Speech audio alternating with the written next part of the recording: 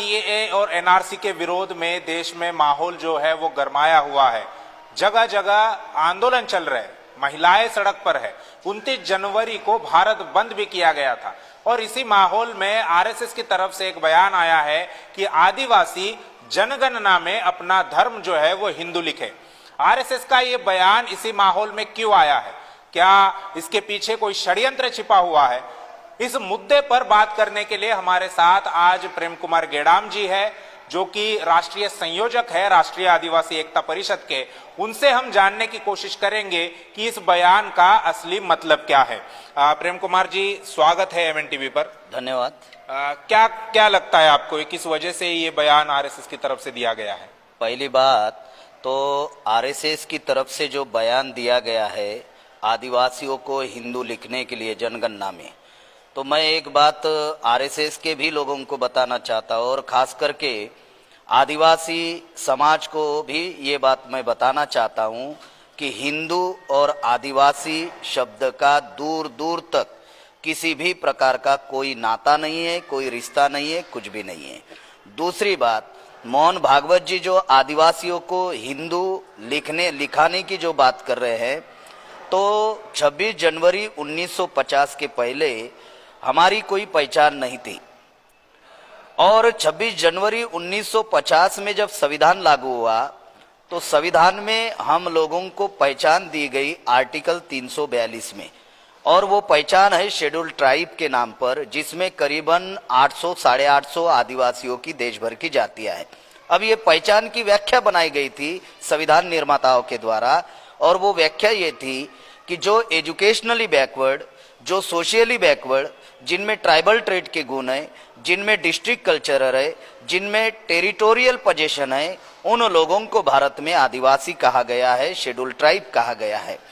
तो मुझे बड़ा हैरानी होती है कि जब डॉक्टर मोहन भागवत जी के द्वारा जब ये बयान दिया जा रहा है आदिवासियों को हिंदू लिखाने का, तो डॉक्टर मोहन भागवत जी डॉक्टर है, पंडित आदमी है, बुद्धिमान व्यक्ति है, विद्वान व्यक्ति है, लेकिन उनको ये बात समझ में कैसे नहीं आ रही, मुझे समझ में नहीं आ रहा है कि जब संविधान में ये पहचान हम लोगों को दी गई है कि शेड्यूल ट्राइब के नाम पर, और वो आदिवासियों को हिंदू बनाना चाहते, तो मैं एक बात मोहन भागवत जी को भी बताना चाहता हूँ कि हम लोगों को जब आदिवासियों के केसेस जब सुप्रीम कोर्ट में चले तो 16 जजमेंट है भारत में, सुप्रीम कोर्ट और हाई कोर्ट के, और 16 जजमेंट में ये बात कहा गया कि आदिवासी हिंदू नहीं है। तो क्या सुप्रीम कोर्ट से मोहन भागवत बड़े हैं क्या इस देश में? और दूसरी बात, जब सुप्रीम कोर्ट कह रहा है कि आदिवासी हिंदू नहीं है, तो फिर क्या ये बात मोहन भागवत जी को समझ में नहीं आ रही है? लेकिन ये षड्यंत्र पूर्वक आदिवासियों को हिंदू बनाने का कार्यक्रम क्यों किया जा रहा है, ये जानना बहुत जरूरी है। पहली बात, संविधान में अधिकार कैसे मिले? तो संविधान में अधिकार मिले आइडेंटिटी के आधार पर, और ये जो आइडेंटिटी है, ये जो पहचान है आदिवासियों की, ये पहचान कस्टमरी लॉ की वजह से। कस्टमरी लॉ क्या है? जो कला, सभ्यता, संस्कृति, अस्तित्व, पहचान, रूढ़ी, परंपरा, ये जो कल्चर है आदिवासियों का, ये कल्चर आदिवासियों का अन्य जातियों से भिन्न है, अलग है, मेल नहीं खाता है, इसलिए ये हमारे कस्टमरी लॉ आदिवासियों के अलग कस्टमरी लॉ है। ये पहचान के आधार पर आदिवासियों को संवैधानिक अधिकार मिले। अब संविधान में अधिकार क्या मिले?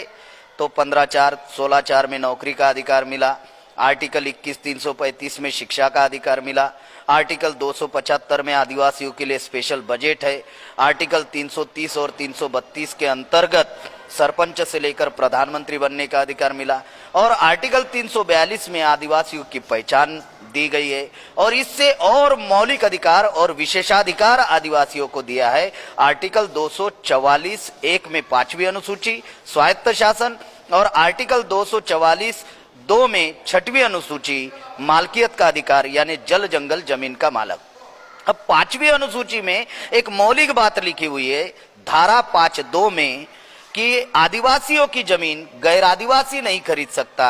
जब आदिवासियों की जमीन गैर आदिवासी खरीद ही नहीं सकता, तो फिर आरएसएस के लोगों ने प्लान बनाया कि अगर जल जंगल जमीन आदिवासियों से छीनना है, क्योंकि 89 प्रकार के धातु है, उस जमीन के अंदर, और संविधान कह रहा है उसका मालक आदिवासी है। अगर वो छीनना है तो फिर आदिवासियों को गैर आदिवासी बनाना पड़ेगा, और गैर आदिवासी बनाने के लिए उनकी पहचान खत्म करनी पड़ेगी, और पहचान खत्म करने के लिए ये हिंदू शब्द का प्रयोग किया जा रहा है, और आदिवासियों को हिंदू लिखने के लिए वो लोग मजबूर कर रहे हैं। तो मेरी यही विनती है तमाम भारत के आदिवासी भाइयों को कि वो जो अभी 1 अप्रैल 2020 से जो एनपीआर यानी नेशनल पॉपुलेशन ऑफ रजिस्टर्ड यानी जनगणना जो शुरू होने जा रही है, तो मैं तमाम आदिवासियों से ये अपील करता हूं कि वे हिंदू ना लिखे। अगर आप लोगों ने हिंदू लिखा तो निश्चित रूप से पहचान समाप्त हो जाएगी। पहचान अगर समाप्त हुई तो संवैधानिक अधिकार समाप्त हो जाएंगे, और संवैधानिक अधिकार अगर समाप्त हो गए तो फिर reservation in promotion, reservation in education, reservation in service, reservation in politics, शिक्षा का अधिकार, नौकरी का अधिकार, आरक्षण, ये सारे मूलभूत जो अधिकार है, ये सारे मूलभूत अधिकार समाप्त हो जाएंगे अगर हिंदू शब्द लिखने से। ये सारा सत्यानाश होने वाला है। इसीलिए एनपीआर में बहुत सारे अधिकारी आदिवासी लोगों के घर में जा सकते हैं, तो उनको भी ये बात आदिवासी भाइयों ने समझानी है कि हमारा धर्म हिंदू ना लिखे। ये संवैधानिक अधिकार इससे खत्म हो जाएंगे।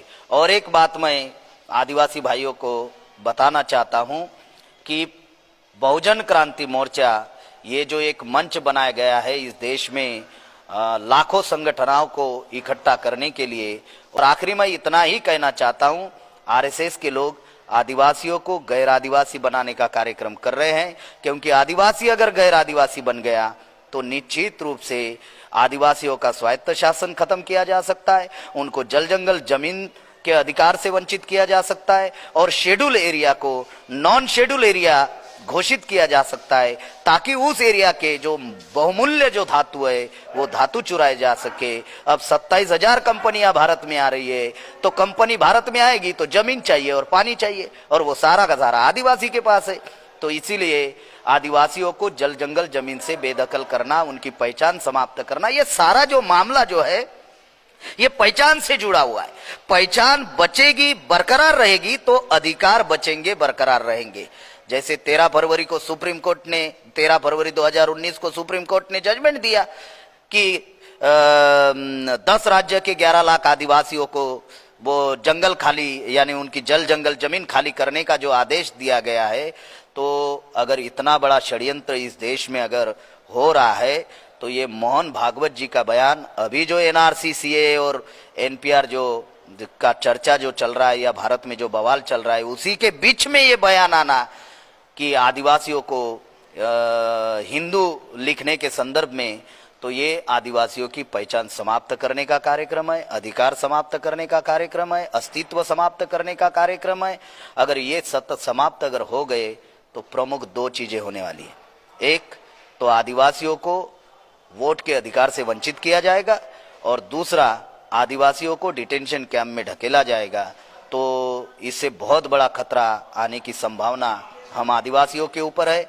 तो इस संदर्भ में हम लोग पूरे देश भर में जागृति और जनजागरण का भी कार्यक्रम हम लोग करने वाले हैं, और साथ साथ में आदिवासी भाइयों से मैं ये अपील भी कर रहा हूं कि जो भी एनपीआर 1 अप्रैल से शुरू हो रहा है उसमें गलती से भी हिंदू शब्द नहीं लिखना है, किसी भी प्रकार से नहीं लिखना है, क्योंकि हिंदू के नाम पर संविधान में किसी भी प्रकार की कोई आर्टिकल नहीं है जिससे हमें संवैधानिक अधिकार मिल रहे।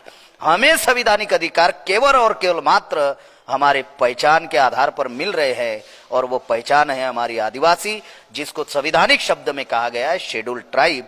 तो इसको हमें बरकरार रखना है, और एनपीआर बायकॉट आंदोलन में ज्यादा से ज्यादा संख्या में हम लोगों को शामिल होना है। धन्यवाद।